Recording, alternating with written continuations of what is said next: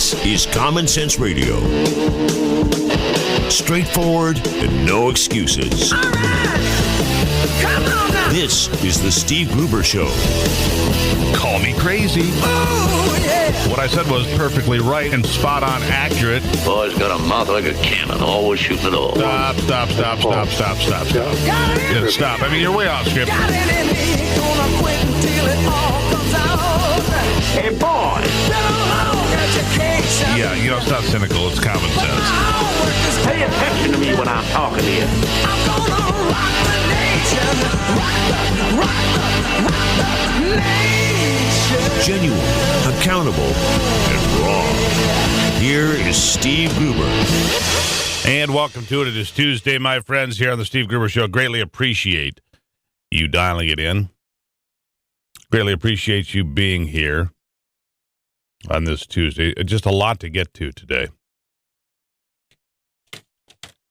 A lot to get to today. You know, we're going to talk to Steve Kermos. He is the president of DTE Energy.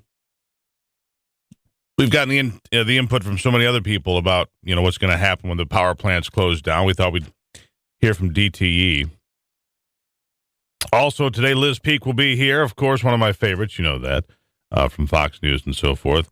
And Steve Yensich will be here to sort out this debate over letting schools start before Labor Day here in Michigan. I thought we were over this. I thought we were all done with having this conversation, but apparently not. Apparently we're still going to discuss, because I thought that was the way the rules were now. I thought that, you know, we were past that conversation and time to move on. Also today, in fact, in just a few minutes, the World Health Organization, if you hadn't heard this, says bacon and processed meats are a class 1 carcinogen, just as deadly as cigarettes. For real. Eating bacon is like smoking cigarettes. And if you do both, well, God help you. We'll get to all those things in a minute. First of all, this hour is brought to you by Mesa, good health, good business, and great schools. So here's the first big story of the day, and one that you have to say at what cost. House Republican leaders unveiling a tentative 2-year budget agreement with the Obama White House aimed at preventing a partial government shutdown and forestalling a debt crisis, but throwing out all fiscal responsibility. And I'm serious. Everything that you voted for the last several years, forget about it. The text of the deal was posted by the House Rules Committee on its website late yesterday, setting up a final House debate and vote on the plan for tomorrow. Sources say the House GOP leadership will likely require the support of almost all House Democrats and about 100 Republicans to see the agreement through. There are 246 Republicans. They're hoping to get 90 or 100 of them to get it through. So everything you voted for, fiscal responsibility, lowering the debt, taking care of the nation, and not kicking the can down the road, well, they just thumb their nose at you. The budget pact, coupled with a must-pass increase in the federal borrowing limit, would solve the thorniest issues awaiting Paul Ryan, the next Speaker of the House, expected to become that on Thursday. However, sources say that conservatives opposed to Ryan as Speaker may use the proposed budget as reason to vote against the House Ways and Means Committee chair. Not enough members were expected to defeat or defect to imperil Ryan's election.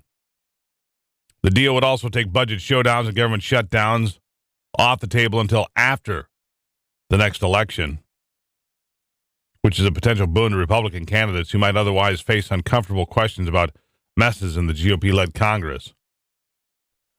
Congress must raise the federal borrowing limit by November the 3rd or risk a first-ever default, you know, which the scare tactics, you know what? Face the default. Do something. It continues to be a disaster. It's just a disaster. The new deal will throw out spending limits put in place under sequester. It would suspend altogether the $18.1 trillion debt limit through March of 2016, so he can easily make $21 trillion in debt. And how in the world are we ever going to pay that back, or even pay part of that back? Ask any one of your congressmen or senators. Of course, Stabenow and Peters are deathly afraid of coming on this program to answer such questions because these are the programs they support over and over and over.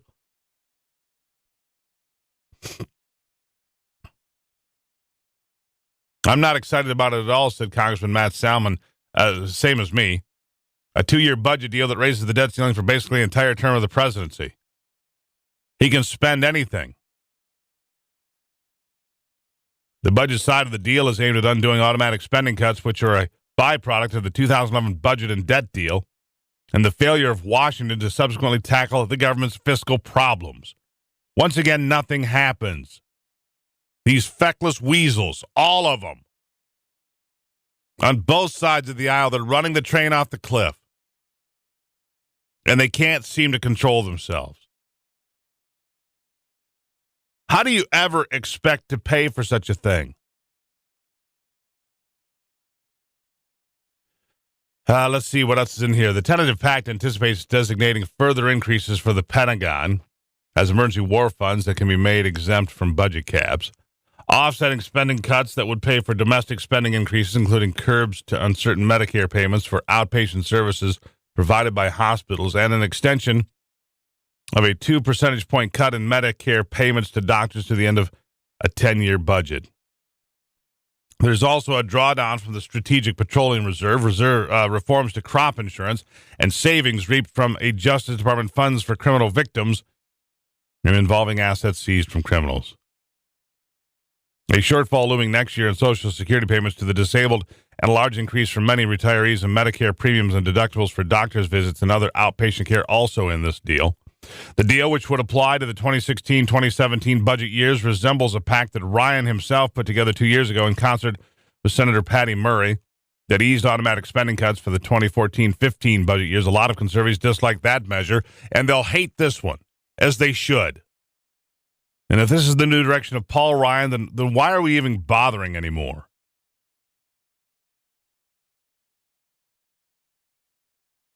Senate Minority Leader Harry Reid, who might as well be the Senate Majority Leader because Mitch McConnell is nowhere to be found. Here's what Harry Reid said. It is past time that we do away with the harmful draconian sequester cuts. We must also ensure that there are equal defense and non-defense increases. We must just spend money that we don't have, he says. Just days are left for the deal to come together before Ryan is elected to replace Boehner, who is leaving Congress under pressure from conservative lawmakers, angered by his history of seeking Democratic votes on issues, well, like this one.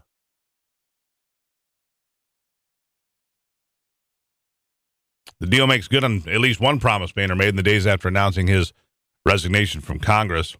I don't want to leave my successor a dirty barn. I want to clean the barn up a little bit before the next person gets here. Well, you may have cleaned up the barn for Paul Ryan, but you sure left a lot for our kids and grandkids to step in. $20 trillion worth of crap.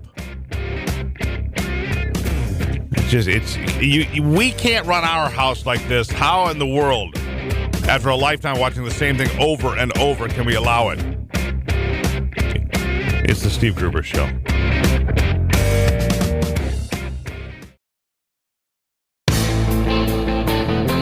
Taking a closer look at the stories that affect you most with a big dose of common sense. All right, so the bacon's going to kill you. Yeah, the World Health Organization says bacon is going to kill you. And I say, so what? Seriously, let's start with the truth. In the attempt to inoculate you from the steady barrage that your lifestyle is bad, your culture is bad, your country is bad, pretty much everything you do is bad, none of which is particularly accurate. For starters, Americans live longer, healthier, and more productive lives than ever. You've heard me say that many times before, but it bears repeating with the new fear-mongering and hysteria over the alleged danger of red meat from the World Health Organization. WHO is warning anyone that will listen that red meat will kill you, and you need to stop eating it right now. It's all part of the very predictable push toward ending modern farming as we know it. in a misguided effort to save the world from global warming. The problem is, it just isn't rooted in reality. Let me explain again. And don't worry, I'll go slowly for those of you convinced that somehow a 60-degree day in late October is somehow a harbinger for the end of the world as we know it. In my lifetime alone, life expectancy in America has gone from 68 or 69 to more than 80 years of age. That is an increase in lifespan by nearly 17% in just 50 years. That is nothing short of monumental. It's miraculous. And during that very same stretch of time, the explosion of processed meat products, hot dogs and bologna, plus refined sugar, and just about anything you can imagine eating in the kitchen has reigned supreme. Twinkies, Big Macs, potato chips, and big gulps loaded with piles of sugar are available on nearly every street corner in any city in America. And yet, despite all of that evil processed red meat and sugar, we continue to live longer each year over the one just passed. But by no means, don't let that slow down those that really want to tell you how you should live your life. What is it about people that so many just want to follow along, never think for themselves, but rather just get in with the herd and mosey along? They just graze on a steady diet of outright crap they're fed day after day. When did people just decide to stop thinking for themselves, I ask you? Speaking of which, the United States government finally admitted earlier this year that cholesterol is not a nutrient of concern, but it seems the WHO missed that memo, and the fact we've been lied to about that one since 1955. I'd say that one is a whopper that we've been fed right along with billions of dollars worth of statin drugs. Now, do you think maybe somebody somewhere is making a bit of money off of all of this? Anyway, back to our story. The WHO's announcement about a deadly danger and red meat and processed meat is not a surprise to anyone following research of carcinogenic qualities of food, reported MLive. It's also not a surprise to anyone like me following the ever-quickening pace of those trying to wrest control of every detail of your life away from you. I look forward to the day when feeding my kids sausage and pancakes for breakfast on the weekend will constitute child endangerment to the government agents. I look forward to the day the USDA has armed agents and badges. No, hold on, wait a second. They already do have that. Okay, next. The food police, led by Mayor de Blasio and First Lady Michelle Obama, have already charted a course that will lead directly to your refrigerator, and they're coming for it. And just how dangerous is all of this meat?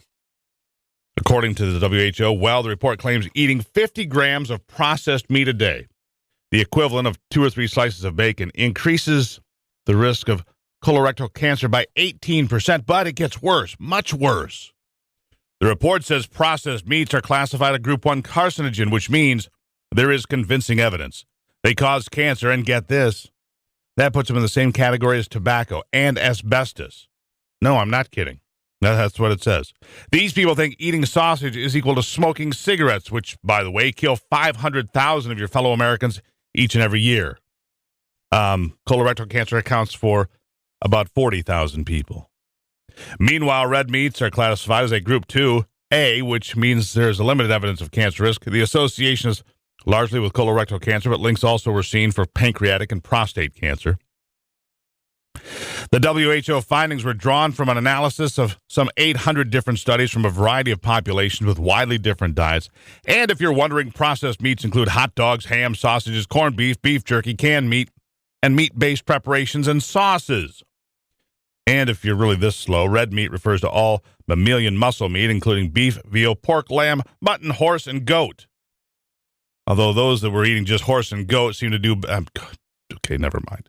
The report failed to mention my favorite red meats that come from deer, elk, and moose, but I'm pretty sure hunting is also evil. I mean, let's be honest. It usually involves a gun, so it's evil inherently. Anyway, if you don't... let's get to the bottom line here.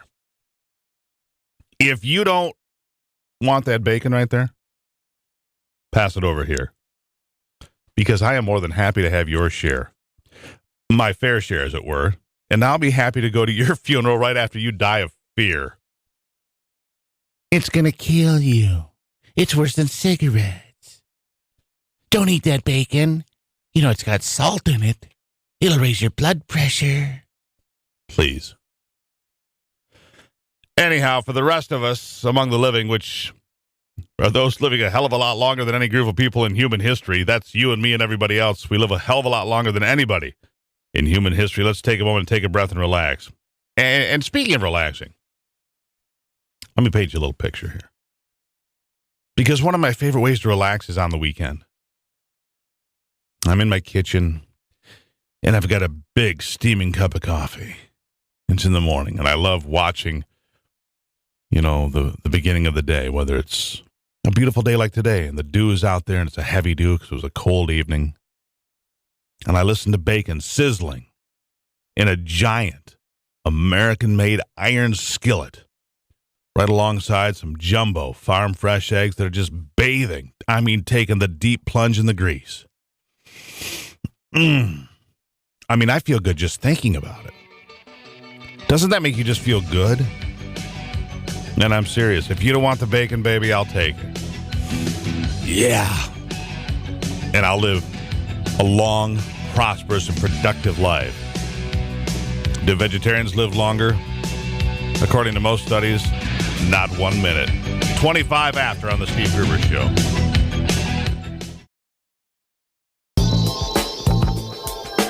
The Steve Gruber Show. American values with Midwestern common sense. I wanna fly like an eagle to the sea. Fly like an eagle, let my spirit carry me. I want to Is the Jeb Bush campaign in complete disarray or what? It just seems like it's completely under control. And, he's surrounded by two presidents, his father and his brother, and he's not getting the traction. The 2-day rally in Texas, just not getting him there. Makes you want to. But, you look at the field on the Republican side, and you look at the field on the Democratic side. And what do you have on the Democratic side? Well, what's Bernie Sanders, 73 or 4? Old, curmudgeon, old white dude, trying to give away everything that you've worked for all your life. Hillary Clinton just turned 68, which means she'll be 69. She'll be 69, which is, she'll either, I think she might be the oldest person elected to a first term. I'll have to see if she's older than Reagan. At any rate, so you got all these old white folks, but on the other side, you've got, a black neurosurgeon who gets insulted as being the dumb guy, white businesswoman, 2 Cuban senators, an Indian governor, and the list goes on and on.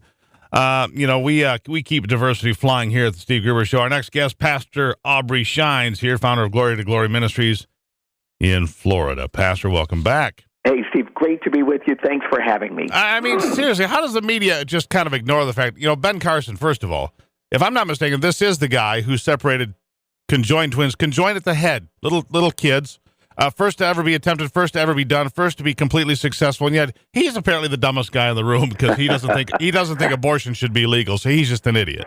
Yeah, well, I'm sorry for laughing, Steve, but your point is so excellent. The media cannot report the diversity that the GOP feel has in it because forever and forever in their mind, the party was driven by a bunch of white bigots. And forget about the principles that they espouse. Forget about the fact that the GOP party was the party that ousted slavery, ousted Jim Crow laws, and is for individual freedom and liberty. So now that narrative is being reflected among the various ethnicities that are there, Steve, they cannot report this because it shows a level of diversity. And what it's really doing, in a nutshell, is killing Hillary's narrative that she is the rescuer. She's the one that is going to bring back the government's resource bottle nipple to the American public, and especially people that are really downtrodden and really needed, like Dr. Ben Carson. So it doesn't fit their narrative. Steve, they can't talk about it. And here's the thing, Jorge Ramos, Jorge Ramos from Univision, the guy who always wants to rip on the Republicans, hates Donald Trump, comes storming into press conferences, makes a fool of himself in my estimation. But he's now turned his attention to Debbie Wasserman Schultz, lovely young lady that she is, and said, "No, well, wait a second. You don't have any Latinos or African Americans or Asian candidates on the Democratic stage. What's going on?" And her whole response is, "Well, we have Latinos and African Americans, and we have an African American president." And I mean, she has no answer, is the point. Then apparently there's nobody qualified to run for president that has any streak of anything except Anglo in on the Democratic side. Well, again, Debbie Schultz is, I don't know, I've never seen such a clown as she, and I'm from the state of Florida. Oh, I know. It's probably one of the most sickening, insulting things, and Jorge Ramos is doing no more than trying to resuscitate his failed dynamic and his position as it relates to illegal immigration. But again, they cannot address, Steve, the issue. They're deflective, and again, one of their biggest threats is the outsiders. And because you have these great outsiders that have obviously made tremendous traction, and I have to go back and say just very quickly, even with Dr. Carson, he's not my horse yet. However, he doesn't fit their narrative, and something he said I think is just spot on, and it's simple. He says pretty soon, and especially black America, is going to realize that for so many decades they've been manipulated. Obviously, he has something up his surgical sleeve, and he's going to begin to bombard black America, especially with some facts that's going to awaken them. He is, as is the Cubans that are on that ticket, they are a systematic threat to the DNC party. Well, no question. So let me ask you something. I want to shift gears a little bit. Now, your Glory to Glory Ministries is in Orlando and Tampa, correct? Correct. Okay, so you've been there front row to the Obama presidency for 6.5 years, watching it from ground level, if you will. Mm-hmm. The effect on black America has been pretty well publicized as far as, income dwindling, unemployment remains high. But they're at the ground level. You must have outreach ministries right there. So what about poverty? What about the problems facing the poor communities, the black communities in places like Orlando or Tampa? What is the effect been for the last 6 years? It's really beyond your imagination. I have to give kudos to Governor Scott here. He's done a phenomenal job. Of course, he doesn't get credit for it because he's a GOP guy.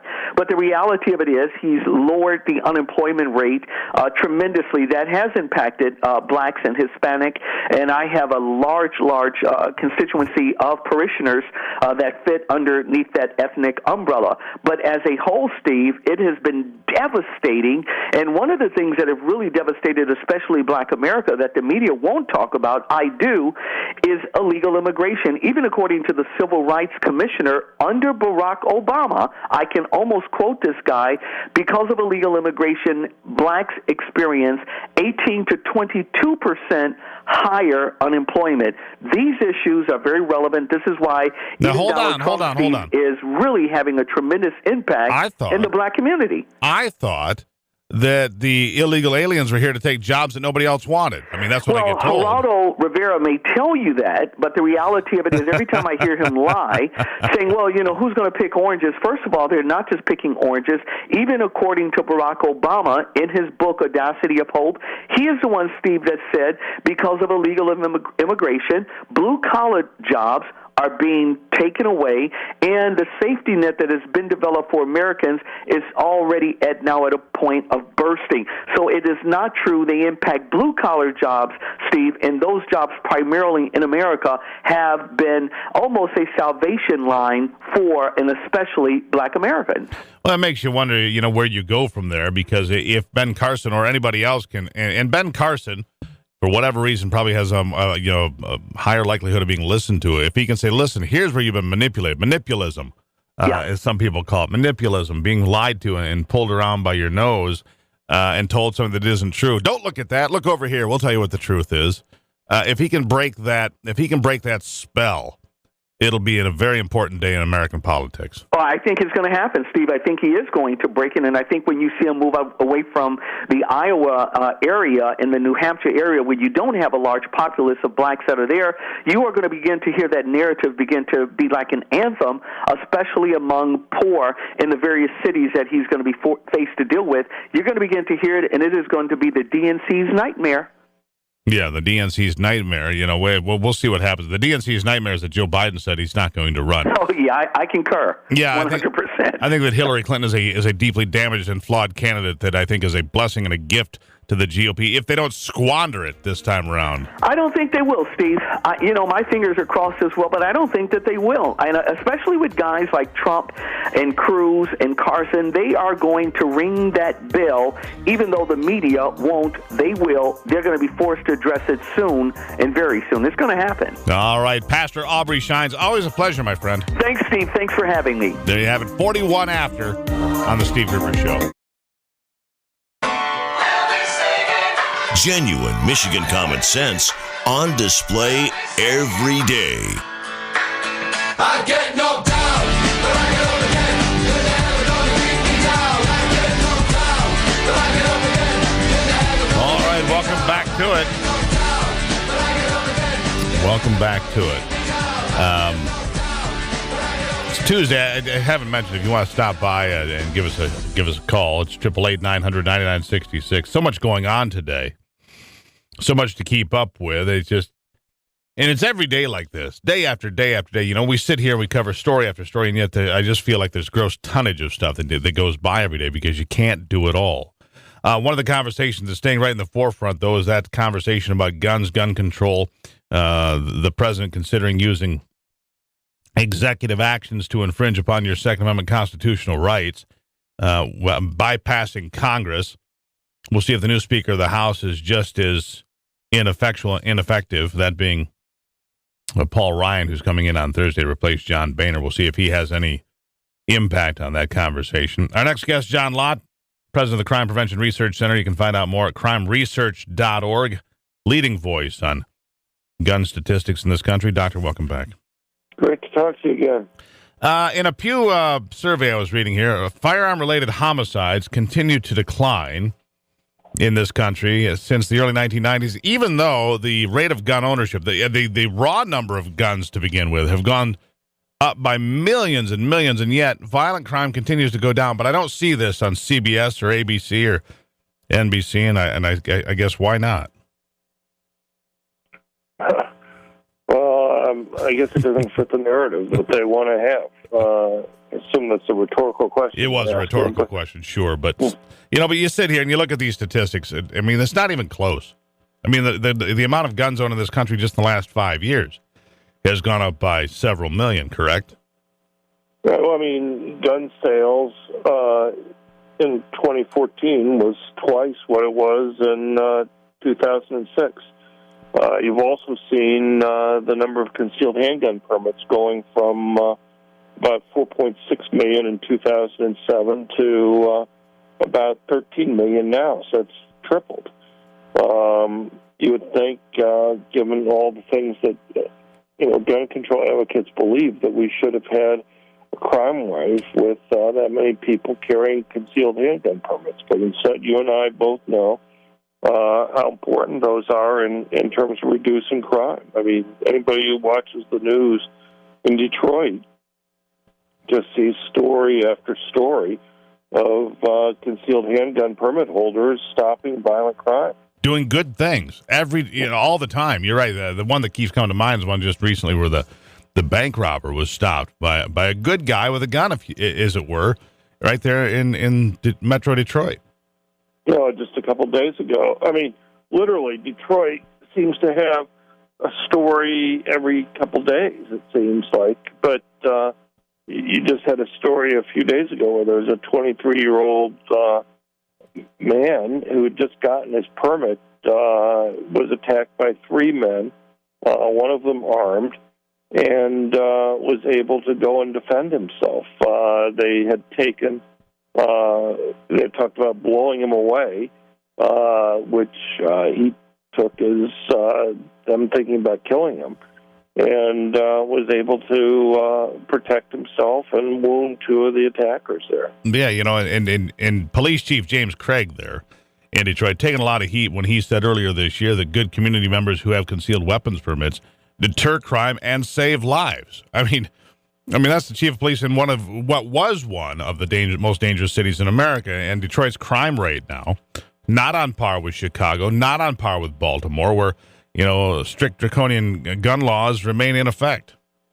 Right, and this is despite the fact that, they've had to make cuts in the police department there. That's one of the reasons why Police Chief Craig, realizing the limits that he faces in terms of the budget, essentially called on people to take responsibility for themselves. Yeah, and as well they should, and you've got, other folks out there that are also stepping up. And so how long here's the thing, though.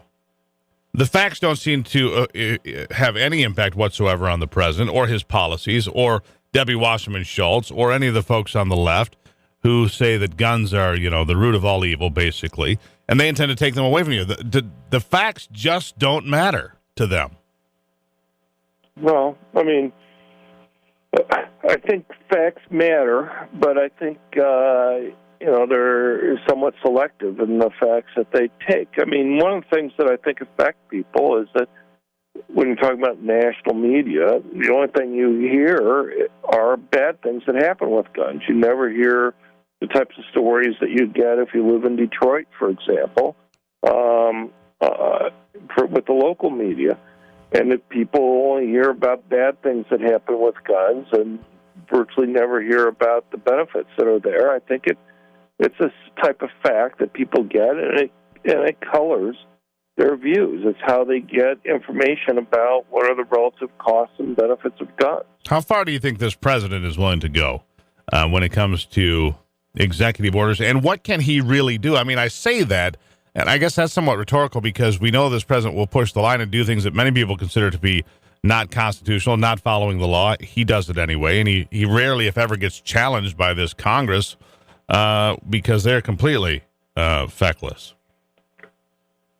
Well, he's doing lots of things. One thing that he's doing is trying to use Social Security rules and background checks to take away guns from about 4.2 million Americans who are on Social Security, saying that those individuals are being defined as mentally defective if they're getting help taking care of their finances. So my mom, for example, who's in her 80s, she, as my sister, has a power of attorney to go and handle paying her bills because my mom has no desire to go and use a computer. So they'll consider her to be incompetent. She can't have a gun. That's kind of I guess that's kind of the way the path of least resistance flows. Doctor, we have to run, but you can find out more at crimeresearch.org with John Lott, the best expert there is when it comes to gun statistics and